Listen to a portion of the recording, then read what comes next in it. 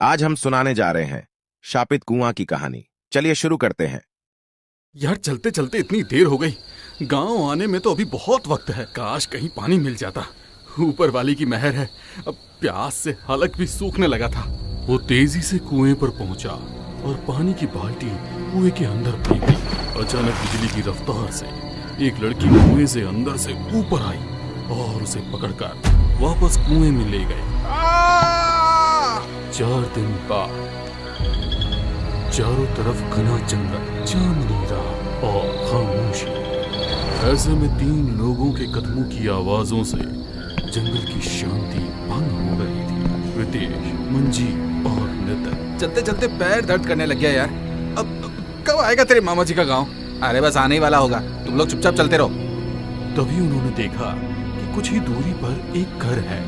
घर से कुछ कदम की दूरी पर एक कुआं है जिसके पास 2 खूबसूरत लड़कियां खड़ी थी। अरे वाह, गांव की हीरोइंस। चलो इनसे पूछते। वो दोनों उनकी तरफ बढ़ने लगे, लेकिन रितेश ने उनका कॉलर पकड़कर पीछे खींच लिया। मेरे मामा जी का गांव आने ही वाला है, ज्यादा रात हो गई तो मुझे रास्ता भी समझ नहीं आएगा।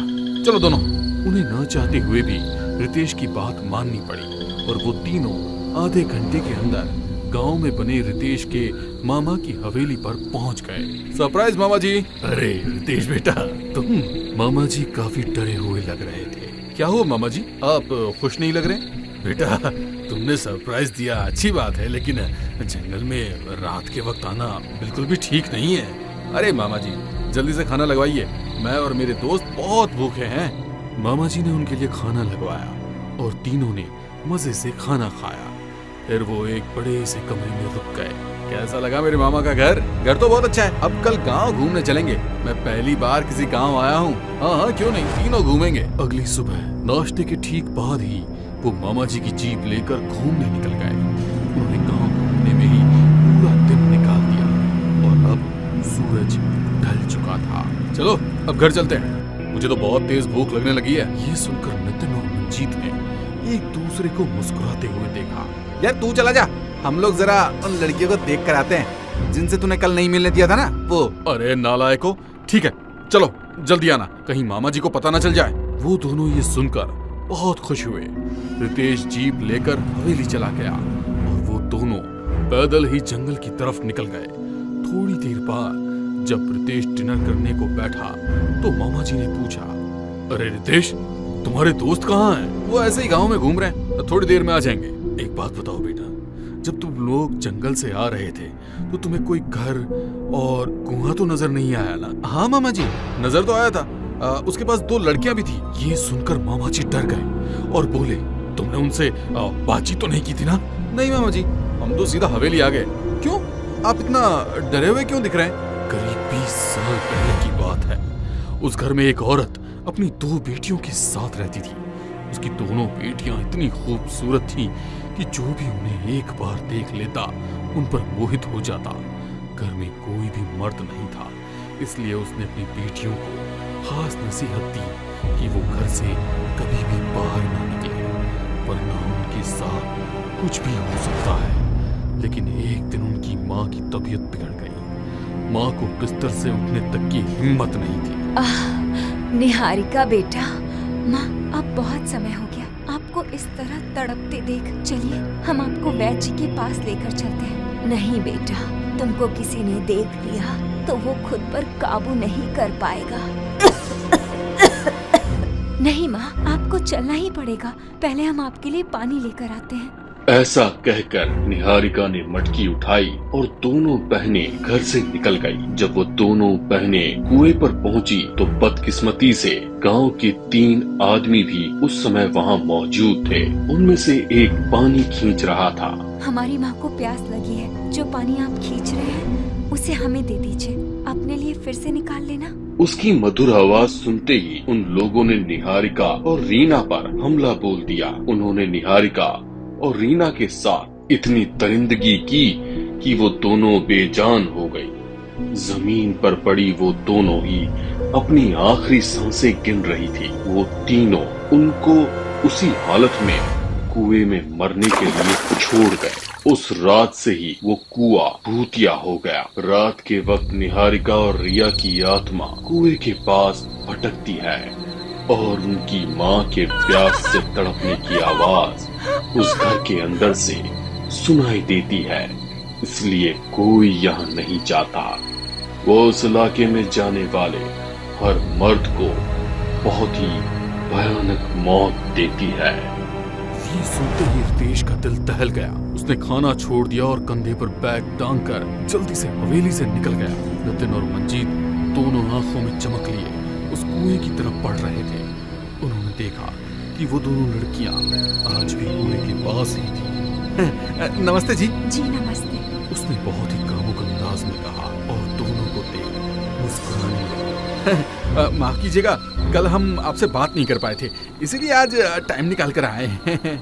कोई बात नहीं, अब आप आ गए हैं तो हम दोनों को भी आपके साथ दोस्ती करना अच्छा लगेगा। वैसे क्या नाम है आप दोनों का?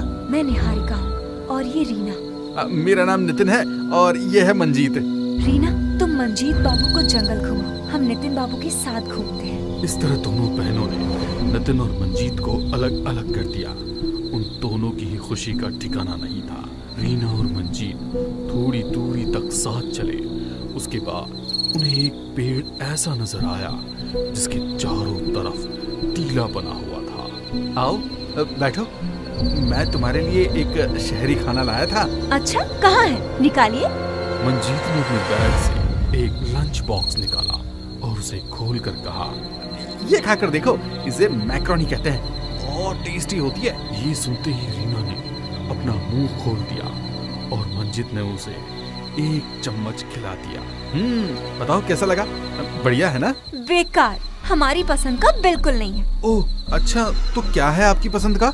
हम आपको दिखाते हैं हमें क्या पसंद है। ऐसा कहकर उसने मंजीत की उंगली पकड़ ली। ये है हमारी मनपसंद चीज। क्या मतलब? तभी उसने मंजीत की उंगली अपने दांतों तले दबा ली और उसे चबाने लगी।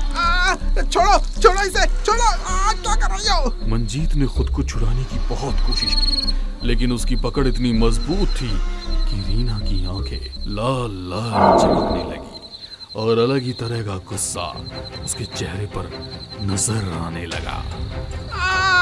बचाओ, कोई है? उसने मंजीत की चारों उंगलियां चबा डाली। मंजीत ने खुद को छुड़ा लिया और अपने हाथ को पकड़कर दर्द से कराहने लगा। वो भयानक हंसी हंसते हुए उसकी उंगलियों को बादाम अखरोट की तरह चबा रही थी। टेस्टी है। मंजीत ने भागने की कोशिश की तो ठोकर लगकर जमीन पर गिर गया। रीना ने उसका पैर पकड़कर घसीटा और उसके सीने में अपना तेज पंजा उतार दिया। अरे मैं तो भूल ही गया, मैं तुम्हारे लिए खाने के लिए कुछ लेकर आया हूँ। मुझे पता है, उसके अंदर मैक्रोनी होगी। तुम्हें कैसे पता? तभी सामने से रीना आती हुई नजर आई। ये क्या दीदी, आपने अभी तक अपना काम नहीं किया? मैंने तो मंजीत को कब का जहन्नुम पहुंचा दिया। क्या क्या क्या क्या क्या, क्या किया तुमने उसके साथ? वो दोनों एक दूसरे को देखकर जोर जोर से हंसने लगी।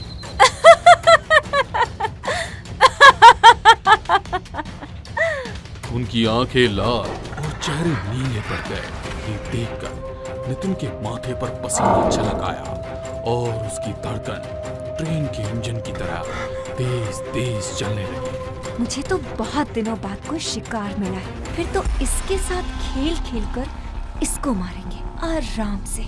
रितेश अब उन दोनों को बचाने के लिए तेज तेज कदम बढ़ा रहा था। जब उसके कानों में नितिन के चीखने की आवाज आई तो वो डर कर तेजी से भागने लगा। रितेश ने देखा कि नितिन जमीन पर पड़ा है। रीना ने उसके हाथ पकड़े हुए हैं। उसकी शर्ट फट चुकी थी और निहारिका उसके जिस्म को नोच नोच कर जख्मी कर रही थी। छोड़ो छोड़ो इसे। उसने रीना को लात मारी, लेकिन उसे कुछ असर नहीं हुआ। रीना ने उसे धक्का दिया और बहुत दूर तक फेंक दिया।